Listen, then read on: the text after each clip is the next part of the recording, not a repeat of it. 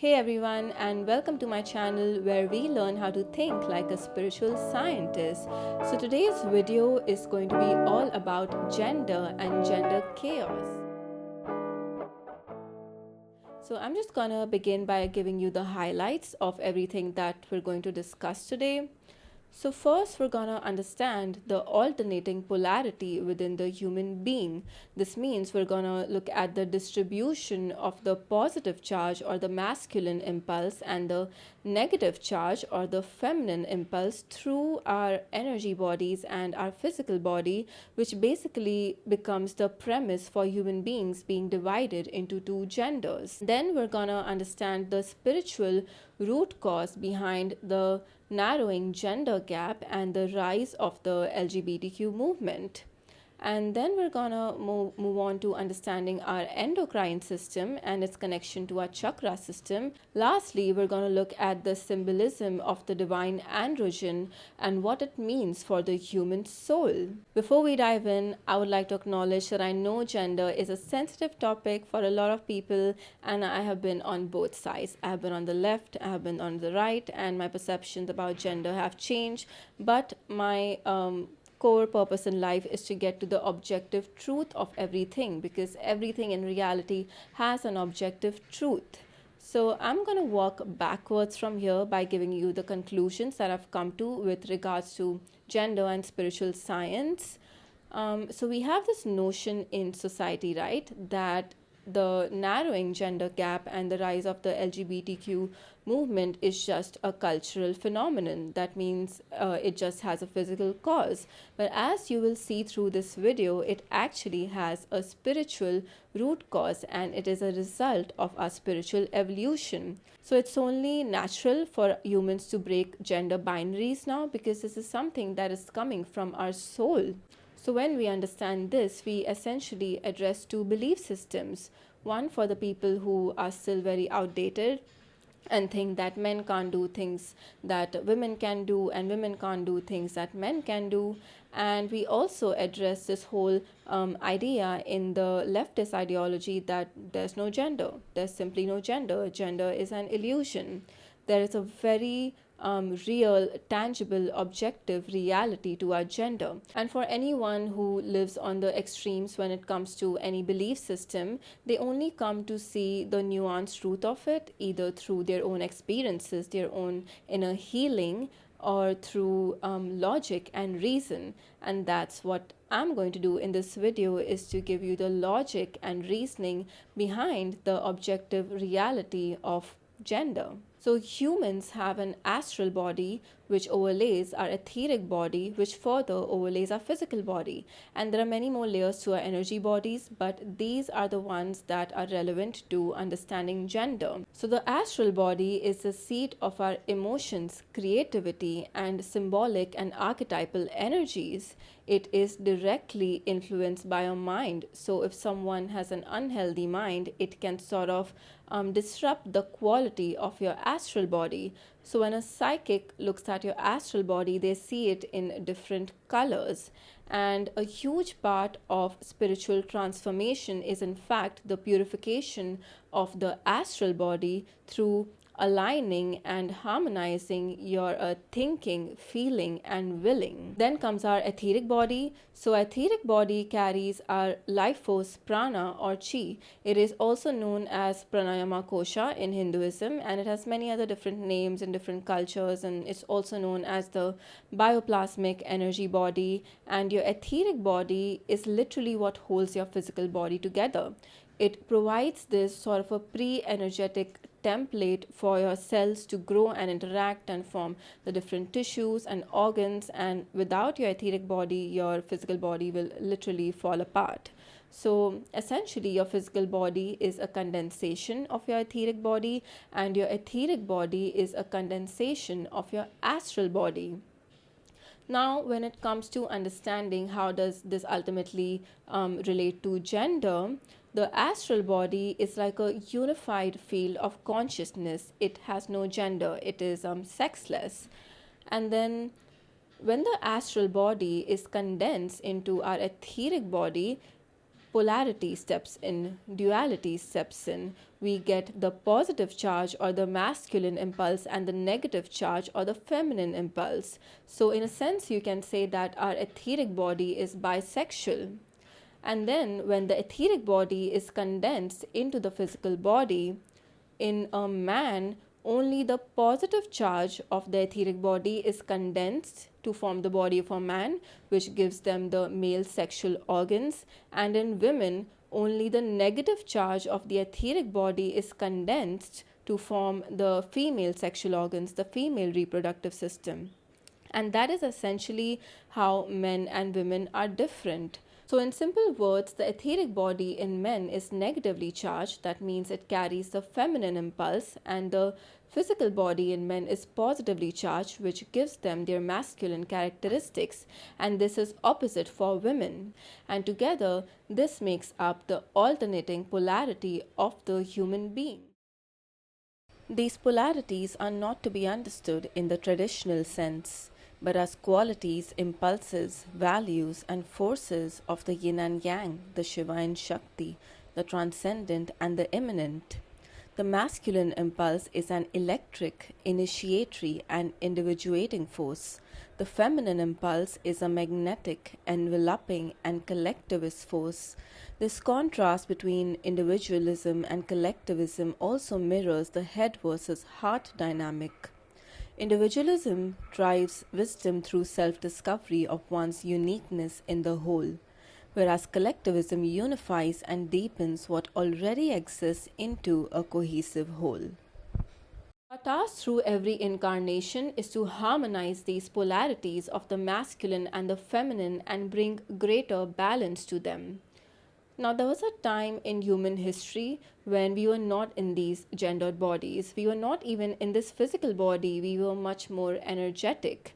And as we slowly fell into matter, we also started falling into these two genders and acquired these polarities. And I'm not going to discuss this deeply in this video. You can go check this article, which basically describes how we fell into these two genders.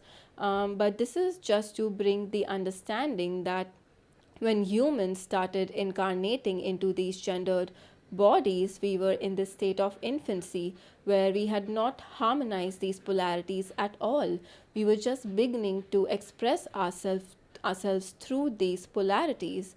This is why the gender differences were more pronounced in the past. And because every life is an evolution of your previous life, that means whatever you have developed in your previous life, you carry it to your next life.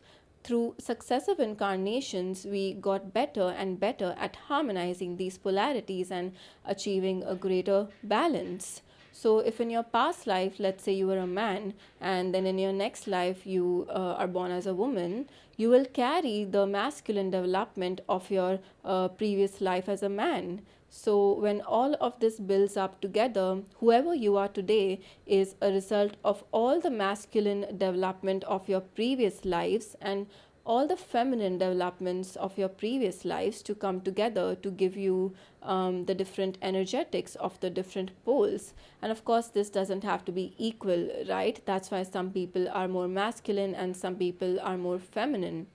But gender is ultimately a play of these different polarities, and our goal is to engage in this dance of the masculine and feminine and bring greater harmony to it to eventually spark our spiritual transformation.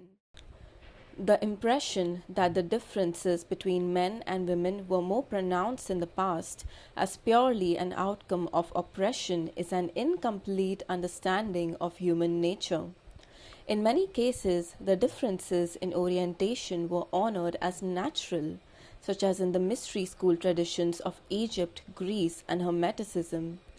The mystery schools refer to ancient esoteric schools of spiritual knowledge and initiation that taught hidden truths about the nature of reality, the soul, the cosmos, and the path of inner transformation. These teachings were not revealed to the general public but reserved for initiates who underwent preparation, purification, and testing.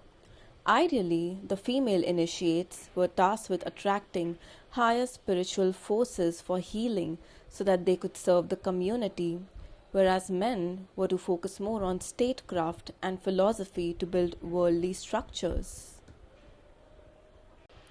Psychically speaking, the negative or magnetic charge of the female form is like a cathode or a receiver of raw spiritual forces, just as within the women is an egg with the potential to be fertilized and bring forth new life. That exact power to be fertilized is also used to bring forth spiritual revelations. The lightning bolt of intuition that enters the oracle is the same process as fertilization physically. Today, we see more and more men who are psychic and intuitives. This is because they have developed their negative charge or the feminine impulse to an adequate amount. But this is a pattern that you would not see in the past.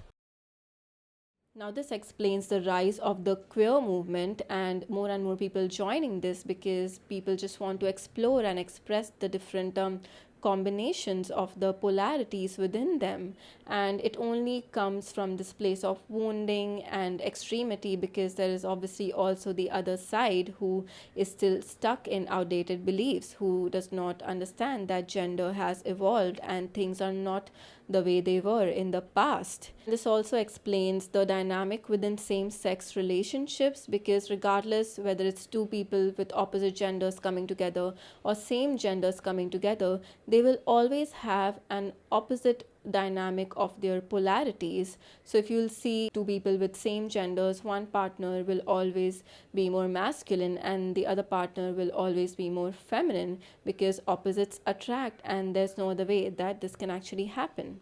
That being said, this does not mean that we deny the reality of our gendered bodies because we do have two genders and we already know there's a science behind it which people deny, and I don't know what to say to them. But now we also have the spiritual science behind it.